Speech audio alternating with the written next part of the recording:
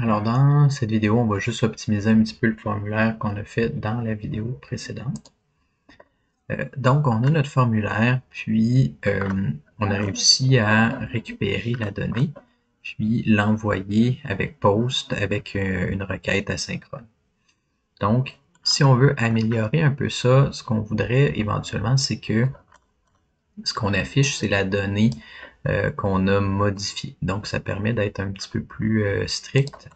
Donc, ce qu'on aimerait faire, c'est dans chacun des champs, on va utiliser l'attribut value, puis on va utiliser notre donnée qui est envoyée en haut, comme ça, donnée titre. Puis, de cette manière-là, on s'assure que la donnée qui est stockée, c'est la même qui est affichée aussi. Description, comme ça. Puis, je vais finir les autres. Je vais mettre sur pause, je vais finir les autres. Fait que maintenant, à toutes les fois que je change une donnée, ce qui est affiché, c'est vraiment la donnée qui a été modifiée en haut ici. Donc, je change une donnée, je réenregistre, et c'est cette donnée-là qui est affichée en bas. C'est plus rapide. Autre chose qu'on voudrait faire, c'est gérer les boîtes à cocher. Les boîtes à cocher sont spéciales parce que c'est un tableau qu'on envoie en haut. Donc, ça va nous prendre une fonction spéciale qui ne va pas être un onChange, ça va être onChange de genre de film. Ça. Puis on va, même chose, on va récupérer l'élément directement.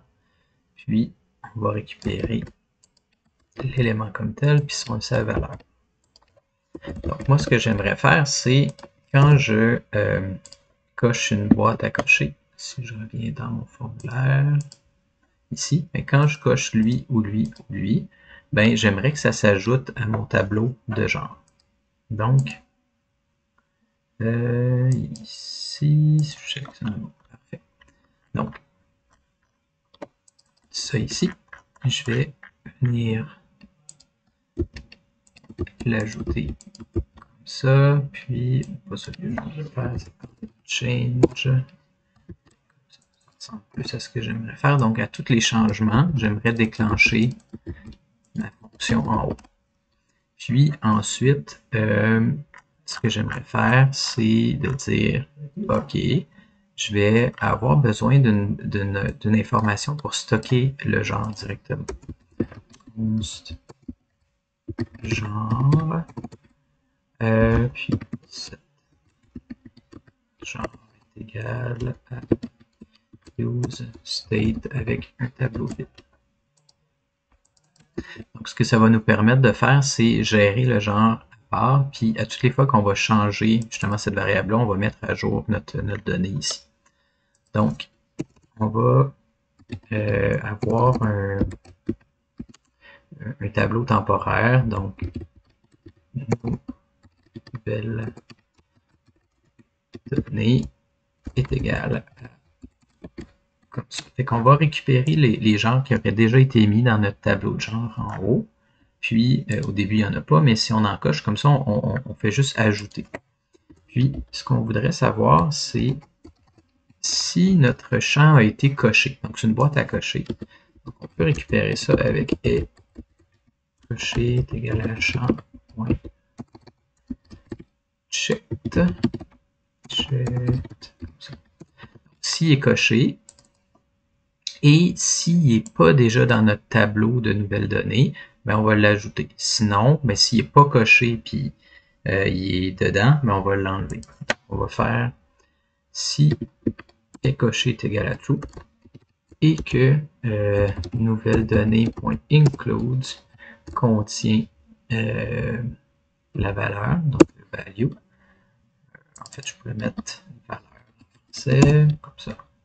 Ben, à ce moment-là, j'aimerais dire ben, nouvelle donnée, push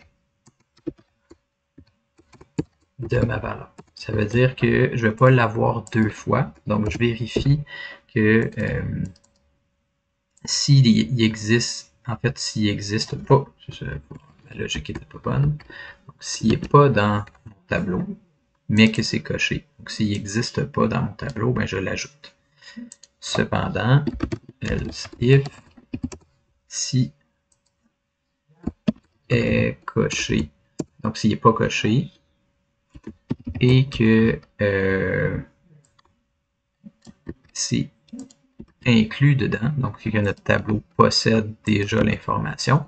Là, cette fois-ci, il y a plusieurs façons de faire. Il faudrait que je l'enlève. Donc, je vais utiliser la méthode filter des tableaux pour filtrer tout sauf cet élément-là.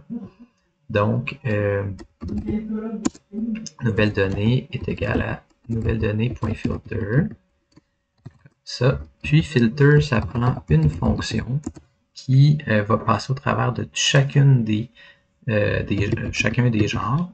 Puis l'élément va être filtré avec un return.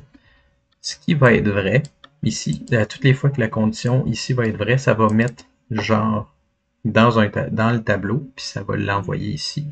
Mais si c'est faux, ben, le genre ou l'élément du tableau ne sera pas ajouté. Donc, si genre égal et pas égal à valeur. Donc, ce que je veux dire, c'est que je vais passer au travers de tous les éléments de mon tableau. Puis si j'ai action, drame, mais que moi, ce que j'ai décoché, c'est science-fiction, ben, ça va garder tout sauf science-fiction. Puis c'est ce qu'on va mettre ici. Puis nouvelle donnée, j'ai mis ça en constante pour que ça soit une variable. Parfait. Donc, maintenant, j'ai stocké ces informations-là. Je peux maintenant faire un set données film, set genre, comme ça, de mes nouvelles données ici. Donc, on va aller voir ce que ça donne, puis voir si ça fonctionne. Puis, parfait. Donc, je suis ici, puis je vais utiliser mes outils pour vérifier mes données. On va ici. Donc là, vous voyez que j'ai deux variables d'état, fait que j'ai mes données de formulaire, puis j'ai ici mon tableau qui n'a rien pour l'instant. Si je coche, j'ai action. Si je décoche, j'ai plus action. Là, maintenant, ça me permet d'ajouter mes éléments dans un tableau que je vais pouvoir passer éventuellement dans mes données. Et là, je ne l'ai pas encore fait. Donc, on va utiliser, pour faire ça, on avait utilisé useEffect pour utiliser les fetch dans la dernière vidéo. useEffect. Mais useEffect peut servir aussi à mettre à jour, attendre que, aussitôt qu'il y a un changement dans une de ces variables-là, ben, on peut mettre à jour une autre variable. Ce qu'on va faire, useEffect. Puis useEffect, ça prend une fonction en paramètre et un tableau. Puis dans le tableau, on met toutes les variables qu'il faut écouter. Toutes les fois que je vais changer genre, j'aimerais déclencher cette fonction-là. Et on peut en mettre plusieurs. Là. Si j'avais plusieurs variables, je pourrais les mettre une à la suite de l'autre. Si dans une de celles-là, il y a un changement, ben, ça va déclencher la fonction. Qu'est-ce que je veux faire, moi? Ben, toutes les fois que j'ai mon genre, ben, j'aimerais récupérer nouvelle donnée est égale à comme ça, de ma donnée de film, virgule, ben, puis mon genre est égal à genre. Donc, ça veut dire que je vais, toutes les fois que genre change, je vais créer un nouvel objet avec toutes mes données, je vais écraser les informations sur le genre. Et je vais set données film de ma nouvelle donnée. Donc, ça va mettre à jour mon autre objet ici. On va voir que si ça fonctionne, comme ça, je regarde mon formulaire, vous voyez que pour l'instant, j'ai rien dans mon objet de film. Et là, ça l'ajoute aux deux. Comme ça. Et là, maintenant, j'ai mon objet, puis mon objet de film, lui, va pouvoir être envoyé par la suite. Ça, ça. Et maintenant, ben, j'ai ma donnée qui a été envoyée. J'ai pas géré l'affichage des genres. Fait que ce que je peux faire rapidement, c'est dans le détail d'un film. Ici, ce que je peux faire, c'est vérifier est-ce que film.genre existe. Puis si oui, je peux faire film.genre.join si c'est un tableau. Puis je peux toutes les transformer en chaîne de caractères de cette manière-là. Donc, s'il y en a un, sinon si je reviens dans mes films, j'ai repris le même évidemment. Voilà, fait que là j'ai action, drame, thriller, aventure. Si je reviens dans ma liste de mes films, Casablanca, j'ai drame et romance qui s'affiche. Voilà. Fait que c'est de cette manière-là qu'on peut améliorer notre formulaire.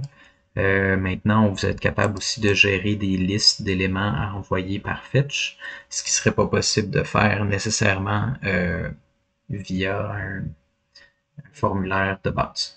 Donc, voilà, ça fait le tour. Puis, on se revoit après pour la validation du formulaire.